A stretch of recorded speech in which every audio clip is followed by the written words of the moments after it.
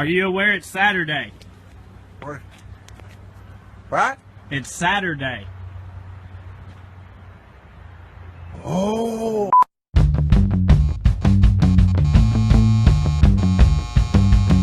Alrighty guys, on the bench today needs a restring and a setup. A Jackson. Looks like a made in India Randy Rhodes V. So she's been pretty used and abused, but I'm going to do my best to shine this bad boy up. Make this thing look as good as possible. Let's get this one. It came in with one string on it. So the nut still seems to be in good shape. It's still on there. So this is way out of adjustment. Let's run this down. I'm going to take it off for a minute. Let's just clean it.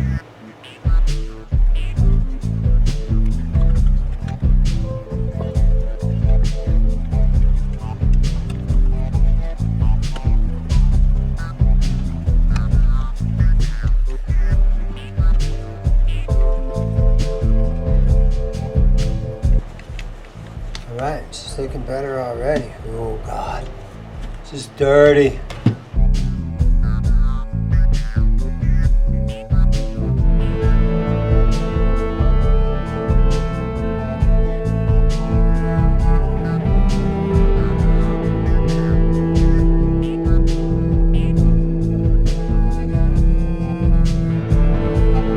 So let's plug it in. Let's test the electronics. Looks like it's got some sort of Jackson blackouts on here. We're just going to turn the volume up. Tap on these a little. Nice.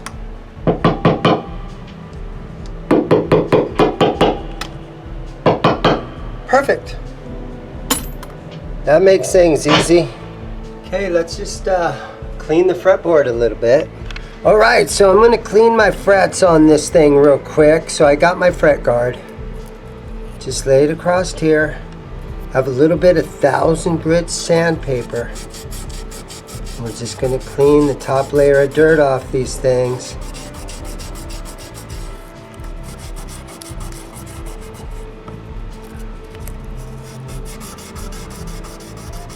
This technique has seemed to work nice for me. Not hardly any fret wear on this guitar. So even though it's kind of beat up, this is a good one to save.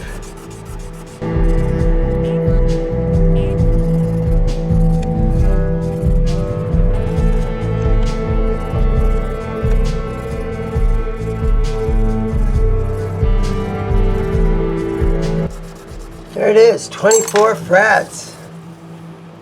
The fret ends are a little bit sort of bad, so what I'm going to do on these fret ends, again with 1000 grit sandpaper, I'm just going to fold this over a little bit, and I'm just going to very delicately just try to hit these fret ends a little bit. Now there's no binding on this guitar. I don't think there's anything on this guitar that I'm going to ruin by doing this. The only thing I'm going to ruin are these little fret ends that come poking out of there. Just to smooth them out a tad. You know what else? Let me get my... Okay, this is a tool that I made. And it's a little fret file. And I've smoothed off the top and the bottom, so I can kind of just slowly run it across these edges without damaging the fingerboard. So I'm not going to tape a fingerboard off. I honestly have never taped off a whole entire fingerboard. See, that's feeling way better already. So one little swipe with my fret file, and just sort of roll over.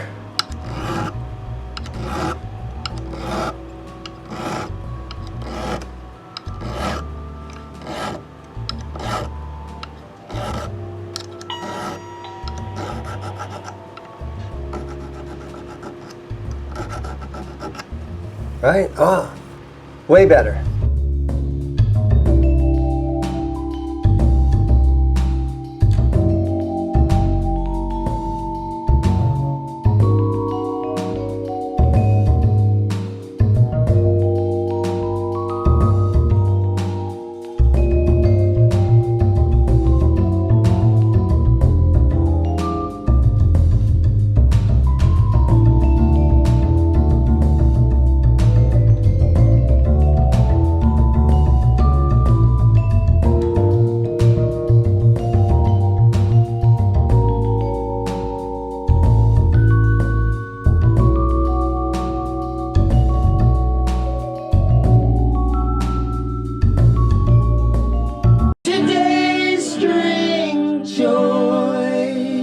Okay, we're going to put some 9-gauge Ernie Ball Super Slinky 9 through 42s on this guitar.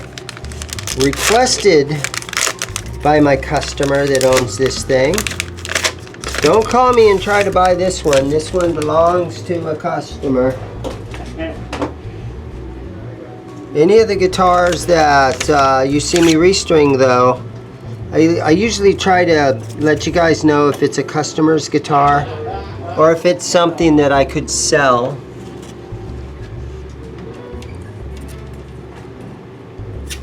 So let's see if we can do this nicely. And you always got to kind of be careful of these tips on this guitar. The little horns always get chipped, right? Sometimes I like to take a, if it was my guitar, I would take a little dab of black and put on there.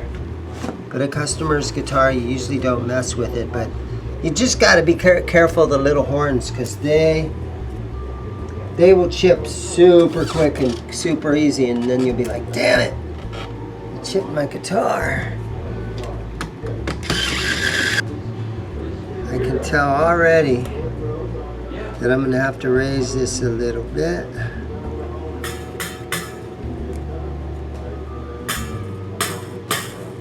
Might as well do it now. And I want it to stay nice and flat across there. There we go. Then after I get it all strung up, I can make adjustments. Okay. So let's lower this now. We've got them way too high. A little on each side. And then just kind of look it over.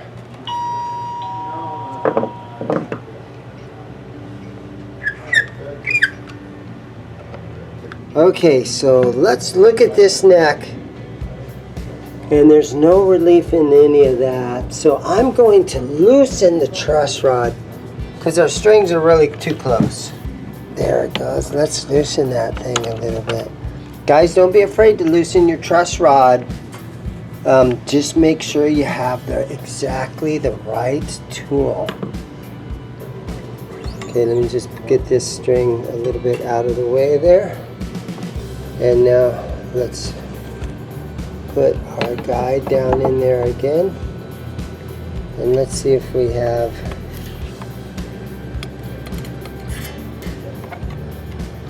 any relief at all. And I'm just going to say no, it still doesn't. How about right here? The second fret, is this up? Yeah, this is just laying really flat. So I'm going to loosen it a little bit more.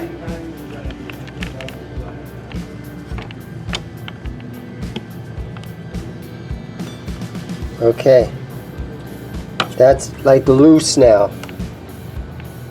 And I just grab them like this sometimes, and I try to help the truss rod work. So we're going to leave it right there for a minute, and we're going to tune it up, and let's see what happens. All right, so this guitar was missing its knob right here on the tone control. So I have the old infamous box of knobs, and it looks like maybe this one will fit on here. So let's take a look and see if I can squeeze that down on. Oh, nice. So that's just one thing that I like to do when a customer comes in and this is missing. If I have one laying around, I just throw it in just to make them feel like, wow, super cool. Although sometimes they don't even realize that it was missing, so I do a lot of times mention, oh hey, by the way, I put a nice knob on there that's an exact match. And so, you know, sometimes it helps get a customer to come back in. It's all about those follow-up customers, right?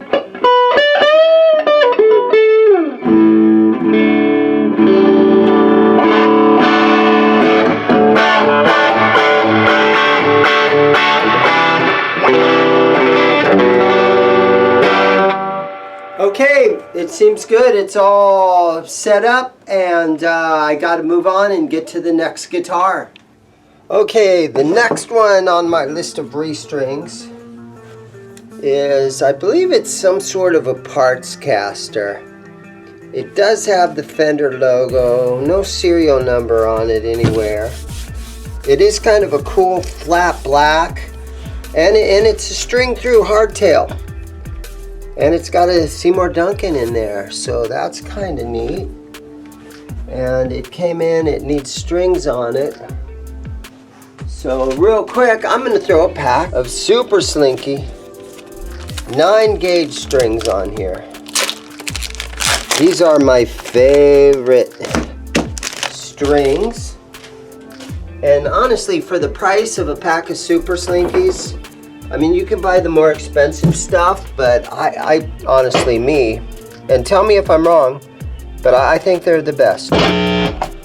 If you love the feel of a new pack of strings on your guitar, I would put super slinkies on there, because all strings are going to get dirty. And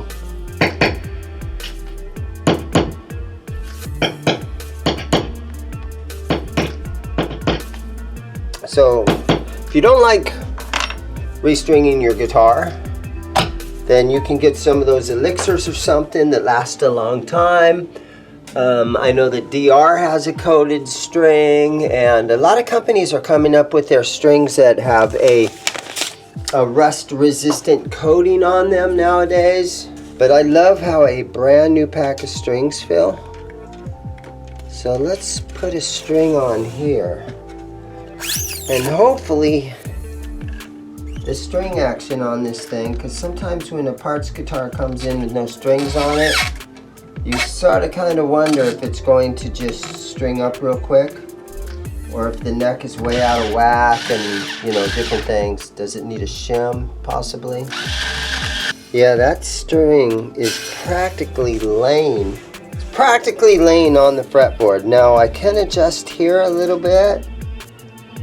And I think I'm just going to go ahead and at this point put all the strings on here. Put all the strings on here and see if that helps to kind of bring the neck forward a little bit. And then I'll do some adjustments on the truss rod and on the saddles. And we'll see if this thing will, if we can get it to play.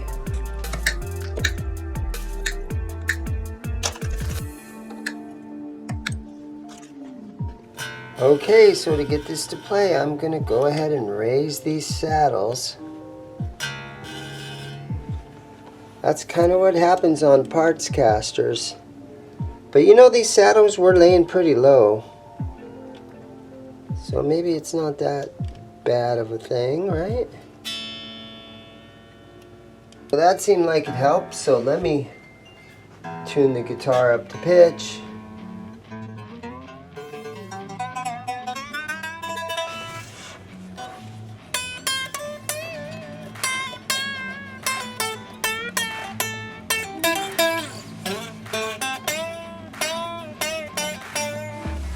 Okay, that's okay. Let me just stretch these strings out a little bit. Oh, I felt that one slide up through the saddle. Okay, so I have it all tuned up now.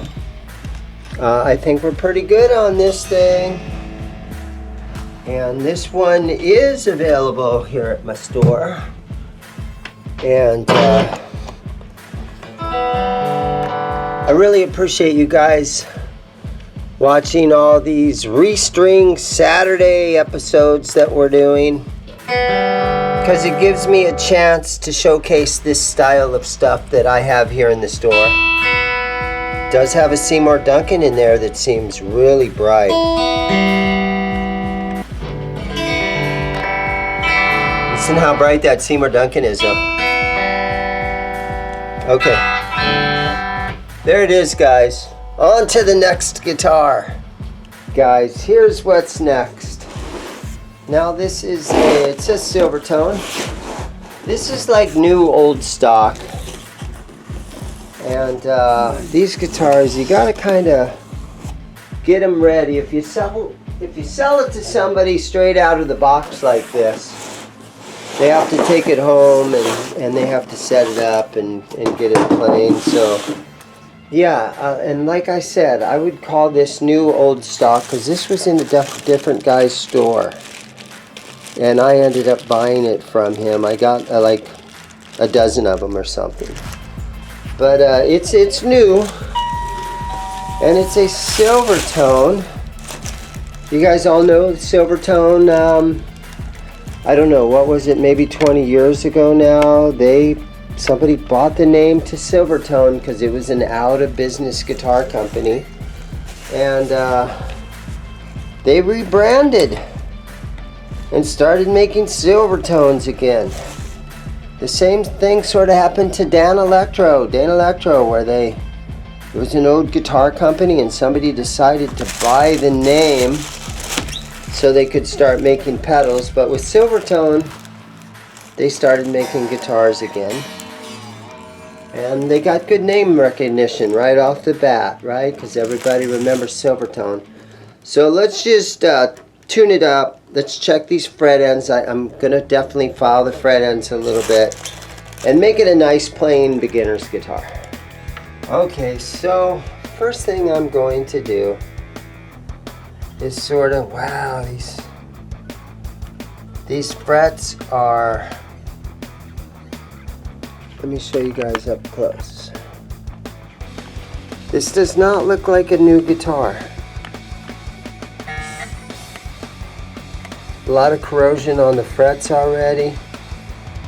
But it is new strings, so I think I'm just going to move these strings out of the way and work on these fret ends a little bit and shine those frets up.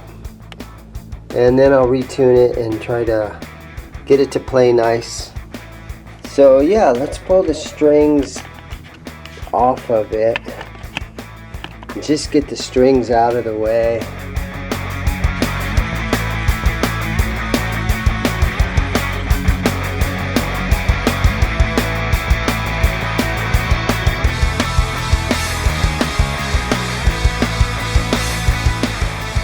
Alright, let's see what I have here. I'm going to take a pencil and just do one of these kind of things. There we go. Keep those strings out of my way. Okay, so here's my little fret file. Now I'm going to order some StewMac stuff. Coming real soon, guys. Phil McKnight sent out a link to a bunch of his Patreon where we can get 15% off and free shipping on a bunch of stuff. So I am going to get some new StewMac fret files. And so, but this is the fret file I currently have. Just to kind of hit these fret ends.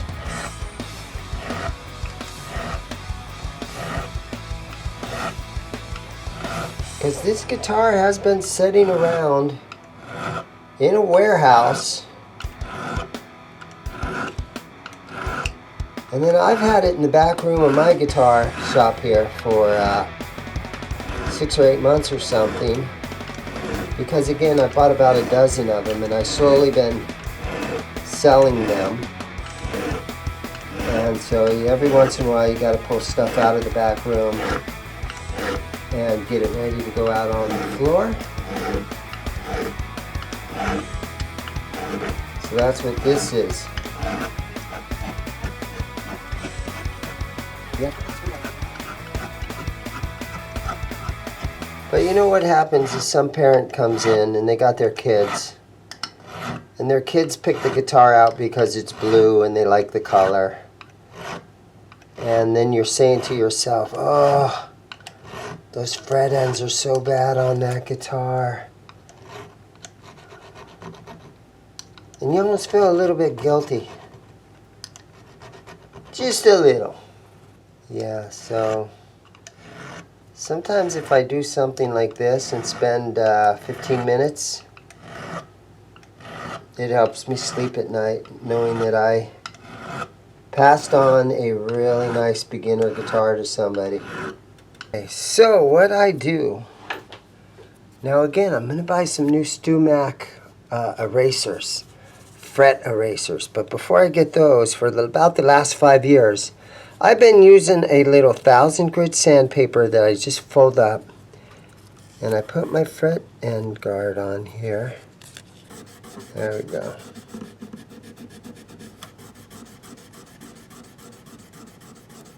Okay. Can you guys see a difference right there?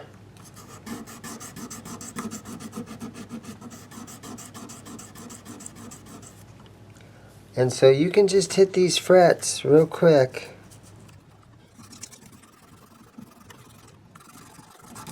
Nice dark piece of wood here. I think this is probably some sort of Palfaro or something, or an Indian laurel, or one of those kind of alternatives that they use nowadays than actually rosewood. And they probably stain it. So, right? It's probably some sort of an inexpensive rosewood that they put that black stain on there. This is my procedure that I've done for a long time. Seems like it works really good for me. And then we're going to take a little bit of lemon oil. And I'm just going to put some on a rag. And we will spread this on here.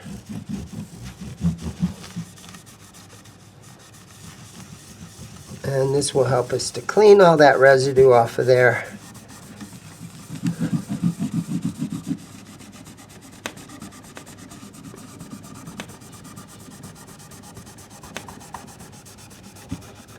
Okay.